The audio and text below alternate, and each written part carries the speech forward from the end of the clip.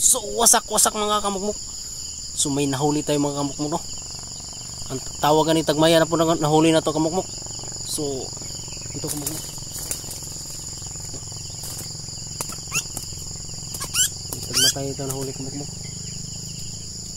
So nahuli siya kamukmuk. Ito. Tagmaya kamukmuk. Ito kamukmuk. Nahuli natin. So medyo makulit kamukmuk. Ito yung tagmay kamukmuk. Nahuli natin.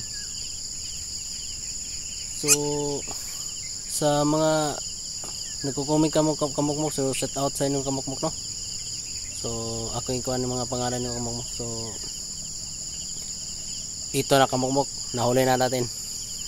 So may nahuli tayo. So binalik ko yung kamukmuk, no, yung dalawang pangkahoy na litag ko. Binalik ko. Ito na yung kamukmuk, ito na yung nahuli. So kahapon ko yung binalik to kamukmuk, ang litag ko. Ito na yung kamukmuk nahuli natin. So ang pangalan nito kamukmuk, yung tagmaya, no. So tingin ko tagmaya na to kamukmuk, lalaki to.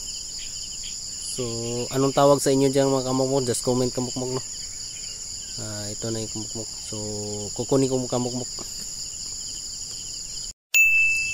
So ito na siya kamukmuk, no. Yung nahuli natin. So ang pangalan nitong kamukmuk tagmaya. So just comment kung anong pangalan sa inyo diyan kamukmuk. So pagkakawalan din natin ito kamukmuk. Kasi lalaki ito. Ito yung alimuko, ito yung tagmaya na magpaparami. So lalaki ito at pagkakawalan ito. So hinahuli natin ng mga kamukmuk, tapos pagkakawalan din natin. Kasi maawa naman tayo sa ganito, no? Bawan kasi ito pag so ganito ang mga ibon karamihan dito sa amin kamukmuk. Ganito ang ibon. Tagmaya karamihan to dito sa amin sa lugar namin. So makikita mo yung kulay kamukmuk, no. Yung kulay niya. So medyo puntik-puntikon siya kamukmuk, no. So iba yung nahuli ko nung na-upload ko ang kamukmuk, iba yun, babae yun. Ito yung naman yung lalaki.